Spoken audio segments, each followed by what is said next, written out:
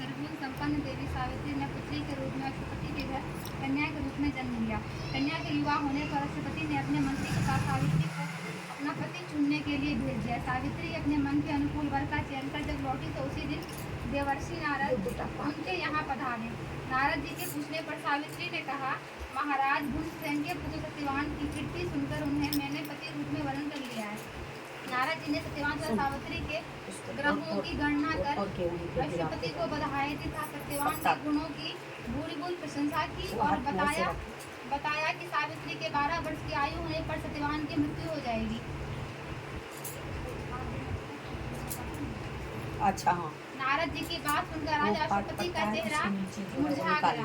उन्होंने सावित्री से किसी अन्य को अपना पति चुनने की सलाह दी, परंतु सावित्री ने उत्तर दिया, आर्य कन्या होने के नाते जब मैं सत्यवान का वर्ण कर चुकी हूँ तो अब वे चाहे अल्पायु हो या दीर्घायु, मैं किसी अन्य को अपने हृदय में स्थान नहीं दे सकती।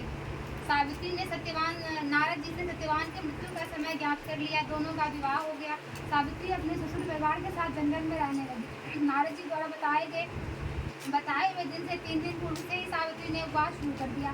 नारद द्वारा निश्चित तिथि को जब सत्यवान लकड़ी काटने के लिए चला तो सास ससुर से आज्ञा लेकर वह भी सत्यवान के साथ चल दी। सत्यवान वन में पहुंचकर लकड़ी काटने के लिए वृक्ष पर चढ़ा। आराम से ऐसे करते ना, नहीं तो इससे तो तुम कितना खोद देगी। ऐसे आराम से खोद के पेड़ के नीचे लिटाकर उसका सिर अपनी जांघ पर रख लिया। देखते ही देखते यमराज ने ब्रह्मा के विधान की रूपरेखा सावित्री के सामने स्पष्ट की और सत्यवान के प्राणों को लेकर चल दिए। सावित्री सत्यवान को वट वृक्ष के नीचे लिटाकर यमराज के पीछे पीछे चल दी। पीछे आती हुई सावित्री को यमराज ने लौट जाने का आदेश दिया। इस पर वह बोली, महाराज जहाँ पति वही पत्नी, यही धर्म है, यही मर्यादा है।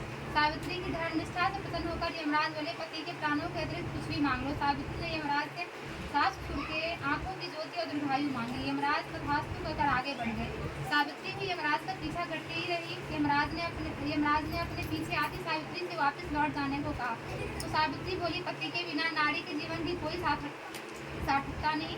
यमराज ने सावित्री के पतिव्रत धर्म से खुश होकर पुनः वरदान मांगने के लिए कहा। इस बार उसने अपने ससुर का राज वापस दिलाने की प्रार्थना की। तथास्तु कहकर यमराज आगे चल दिए। सावित्री अब भी यमराज के पीछे चलती रही। इस बार सावित्री ने यमराज के 100 पुत्रों की मां बनने का वरदान मांगा। तथास्तु कहकर जब यमराज आगे बढ़े तो सावित्री बोली, आपने मुझे 100 पुत्रों का वरदान दिया है, पर पति के बिना मैं माँ किस प्रकार बन सकती हूँ। अपना यह तीसरा वरदान पूरा कीजिए। सावित्री की धर्मनिष्ठा, ज्ञान, विवेक तथा पतिव्रत धर्म की बात जानकर यमराज ने सत्यवान के प्राणों को अपने पास से स्वतंत्र कर दिया। सावित्री सत्यवान के प्राण को लेकर वट वृक्ष से नीचे पहुंची जहाँ सत्यवान का अमृत शरीर रखा था। सावित्री ने वट वृक्ष की परिक्रमा की तो सत्यवान जीवित तो उठा। प्रसन्नचित सावित्री अपने सास ससुर के घर पहुंची तो उन्हें नेत्र ज्योति प्राप्त हो गई। इसके बाद उनका खोया हुआ राज्य भी उन्हें मिल गया। आगे चलकर सावित्री 100 पुत्रों की माता बनी। इस प्रकार चारों दिशाएं सावित्री के पतिव्रत धर्म के पालन की कीर्ति से गूंज उठी।